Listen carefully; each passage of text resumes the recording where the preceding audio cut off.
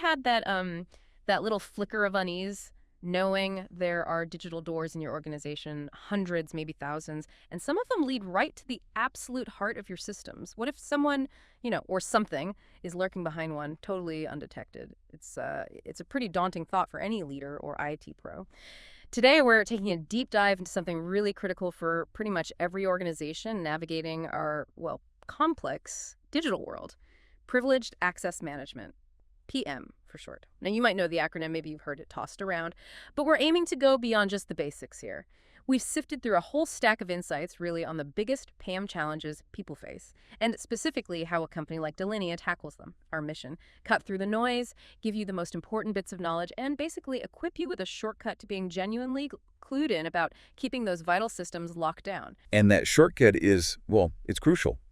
Because this isn't just tech jargon we're talking about. It really boils down to business resilience. Protecting your sensitive data and maintaining the trust of your customers. It's fundamental. So yeah, we're going to zero in on what's really at stake and how these complex challenges are actually being met with practical, real-world solutions. Okay, let's unpack this then. Our sources point to several major pain points when it comes to managing privileged access. First up, something that sounds, straight out of a spy movie: unauthorized backdoor access.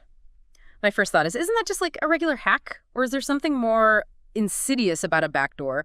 What exactly makes it different, and why is it such a persistent nightmare for organizations? That's a really good distinction to make, actually. A regular hack might be a one-off breach, maybe grab some data and run. But a backdoor, that's different. It's a hidden, often persistent entry point into systems. It literally bypasses your standard security checks. Gives an attacker ongoing, undetected access. Think of it like leaving a hidden spare key to your main vault that only they know about. Scary stuff. And the really frightening part: many organizations don't even realize these backdoors exist until it's far too late. So what PAM does here is absolutely critical. It essentially finds and slams shut those hidden entrances. How? Well, it enforces continuous session monitoring and detailed logging of everything that happens with privileged accounts. It's also huge on enforcing least privilege access principles. That's a core idea. Basically giving users only the absolute minimum access they need for their job, nothing more. So for instance, Delinea's secret server provides session recording, real-time monitoring of every single privileged session. You see exactly what's happening. And at the same time, their privilege manager ensures users are restricted to only authorized tasks. They can't just wander off Olympus, digitally speaking. If anything looks suspicious, like activity outside normal patterns, bang! Alerts go off instantly via integrated behavioral analytics. It helps stop potential backdoor exploitation right in its tracks. Okay, so drilling down, what's the tangible value for business? How does preventing this kind of stealthy access actually, change the game day to day? Well, think about this. A huge percentage of data breaches, especially the really damaging ones, they often involve compromised privileged accounts or exploited backdoors. It's a common thread. So by eliminating these hidden vulnerabilities, PAM dramatically reduces the risk, both data breaches and insider threats. And that directly ensures business continuity. Your operations don't grind to a halt because someone slipped in unnoticed. Plus, it helps meet those tough regulatory compliance demands. It's really about securing the foundation of your digital operations. Right, that really drives home just how critical this stuff is. And speaking of foundational issues, another big one, a common headache for so many teams: shared admin passwords. I mean, we've all seen them, haven't we? Maybe you used them back in the day. But why are they such a critical security weakness? Why the urgent need to stop? Oh, shared admin passwords. They're a massive liability, simply because they completely destroy accountability. It's that simple. When 10 people know the same superuser password, how can you possibly trace who did what if something goes wrong? You just grant. It's like having one key for all the executive offices, and everyone on staff has a copy. It's a total security blind spot. PAM basically eliminates this. It enforces unique passwords, vaulted passwords, automatically rotated passwords. And the really clever part, users often never even see or directly handle those sensitive credentials themselves. Take Delinea's secret server again. It vaults all those shared credentials, rotates them automatically on a schedule you set. And when a user needs access, they go through a secure checkout process. They get temporary access to the system, maybe for a specific task or time, without ever needing to know the actual password. So even if that user's session gets compromised somehow, the underlying credential, the password itself, is still safe. And it can be rotated immediately. It's a complete game changer for audit trails and, just knowing who did what. And the tangible upside here: Beyond just the obvious security moves, how does this impact day-to-day operations? Well, number one is accountability, like we said. Every action is tied back to an individual identity that helps prevent those untraceable insider threats. But yeah, for operations, it hugely simplifies audits. Auditors love this stuff. And it cuts down the admin burden of constantly managing and trying to change those shared passwords manually, which, let's be honest, often just leads to people writing them down or using weak ones anyway. Okay, moving on. Something that hits productivity just as hard as security, manual approvals. We're talking about that. Wait, sitting around, maybe for hours, maybe longer, waiting for someone to just click approve so you can get access. How does PAM change that whole frustrating process? Oh, manual approvals. Yeah, they're notorious for inefficiency, aren't they? They're just delays, obviously, but also human error and bottlenecks. Especially when you need privileged access quickly for something critical, it genuinely slows down operations. And actually, it can even introduce security risks when people get fed up and try to find ways around the slow process. So PAM tackles this head on. It implements intelligent automated workflows for access requests. It requires strong proof of identity, like multi-factor authentication, MFA, something you have, something you know, something you are, and often uses just-in-time JIT approvals. That streamlines and secures privileged access. JIT access, by the way, just means giving someone the access they need only at the precise moment they need it, and usually just for a limited time. Then it's gone. So with something like Delinea's Secret Server's workflow engine, these access requests become automated. You can set up customizable approval processes based on roles, risk, whatever criteria you need. It integrates MFA. It enables JIT access, secure and rapid provisioning. So instead of a human bottleneck, you have a system that can quickly verify, approve, and grant that temporary access. The benefits there seem really clear. For both security and speed, right? You're talking about a pretty significant operational improvement. Precisely, yeah. It dramatically reduces the administrative overhead, speeds up access provisioning significantly, and minimizes those delays that can directly impact productivity, especially during, say, an incident response scenario. Imagine a critical system goes down. You need the right expert in there now.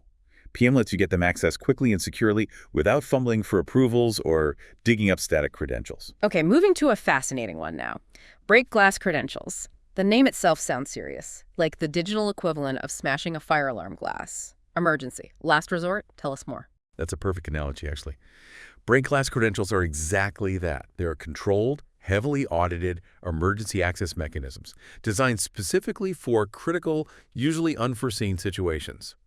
Think about a scenario where maybe your main authentication systems are down, or a key administrator is completely unreachable, but there's a severe incident unfolding that needs immediate privileged intervention. What do? Well, PAM provides temporary privileged access in these cases. It uses time-limited credentials. And crucially, it ensures full session recording for every single time it's used. Accountability is key, even in emergencies. So Delinea's Secret Server, for example, offers a robust break glass feature. It provides this temporary, highly audited access. It comes with a predefined expiration time, maybe an hour, maybe less. And mandatory session recording is switched on. You get complete accountability. It's not about creating a security loophole. It's about making sure your security plan includes a safe, controlled emergency exit for when things go really sideways. This is where it gets really interesting strategically. What's the actual value for a business in having such a controlled, auditable, last resort access point? It fundamentally ensures operational resilience. That's the core value. It means that even in the most severe outages or unforeseen crises, your critical systems can still be accessed and managed securely. You're not left scrambling, or worse, resorting to unsafe workarounds just to get things back online.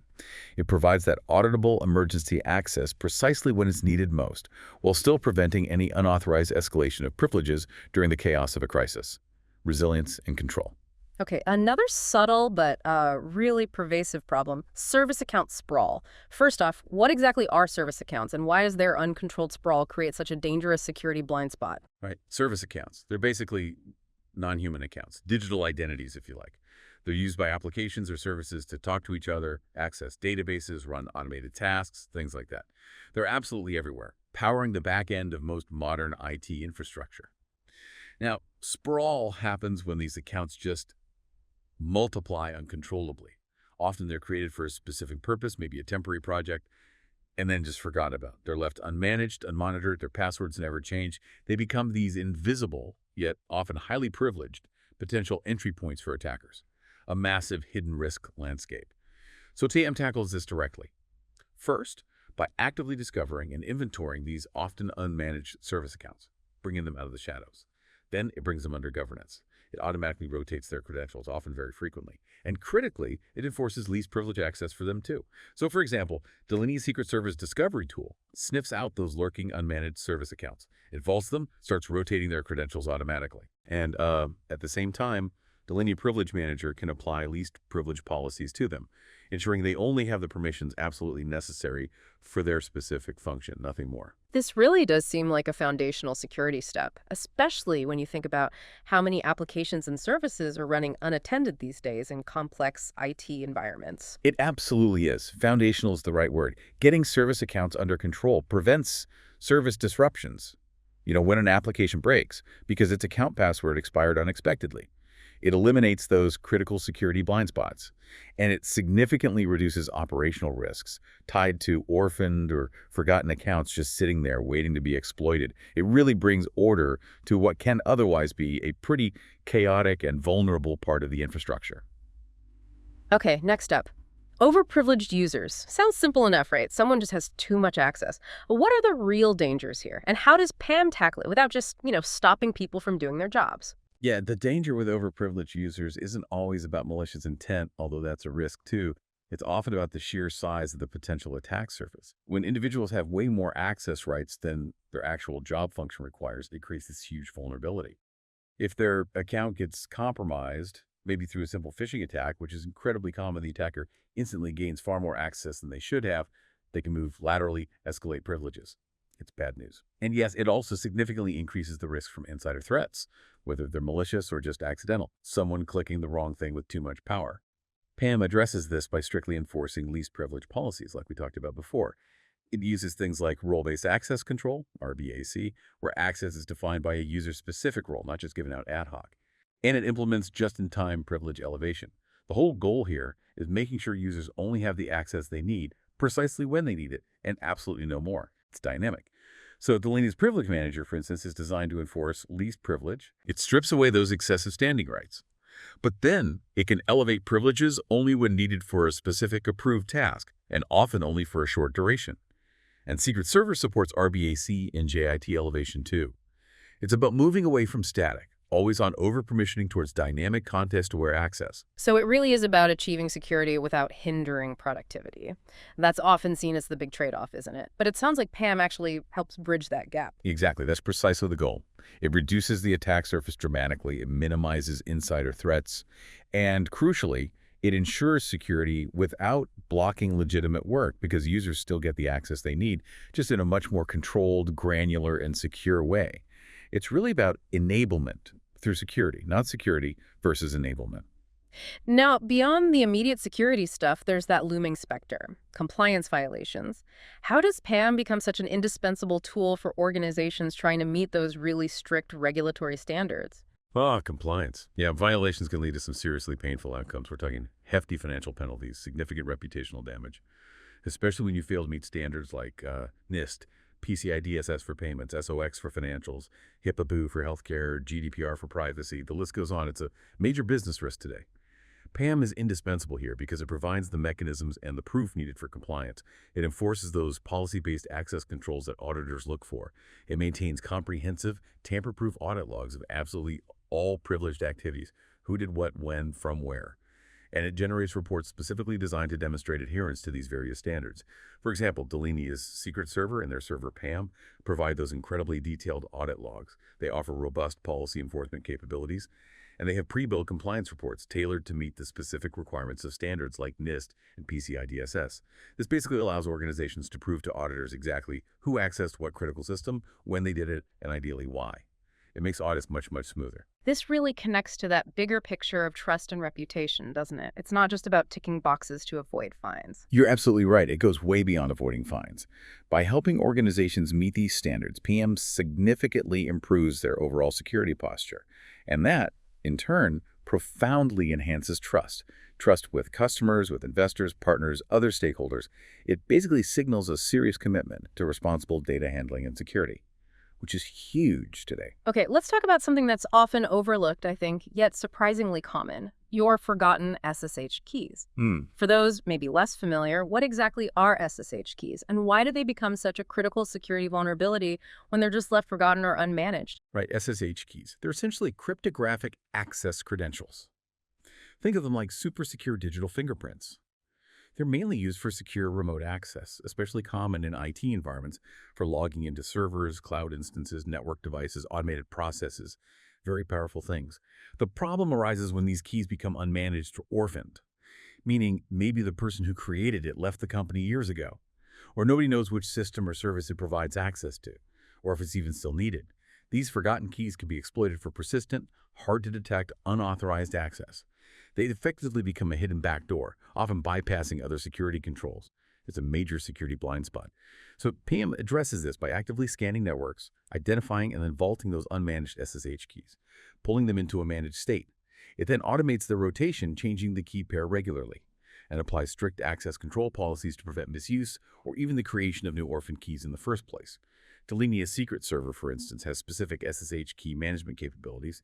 It discovers and vaults these keys, automates rotation, enforces access policies. It secures all those SSH-based connections, making sure every single key is accounted for and managed properly. So this isn't just about managing human passwords, is it? It's also these other often hidden digital credentials, machine identities, keys that can pose just as much, if not more, risk. This clearly helps plug some significant security gaps. Absolutely. It plugs major gaps. It prevents that kind of unauthorized persistent access that orphan keys enable, and it ensures proper governance over all SSH-based connections, which, as you said, are a critical but often overlooked vector for attack in many environments. Okay, finally, the simplest, maybe, yet often the most common problem, password 123. I mean, we all know why that specific password is bad, right? But how does PAM enforce truly strong password hygiene across an entire complex enterprise? How does it make sure those glaring vulnerabilities are actually gone for good, systemically? You're right, password 123, or variations thereof. It's almost the symbol of weak security, isn't it? We reused, easily guessable passwords. They are the absolute front line for nearly all credential-based attacks. Phishing often targets them. Brute force attacks rely on them. They are, quite simply, an open invitation for attackers. PAM fundamentally shifts this. It doesn't rely on users remembering to use strong passwords for privileged accounts. It enforces it. It mandates strong password policies, length, complexity, history. It enables automatic rotation, so passwords change frequently without human intervention. It enforces strict complexity requirements. And it helps eliminate the use of weak or reused credentials entirely from managed accounts, dramatically enhancing overall security posture.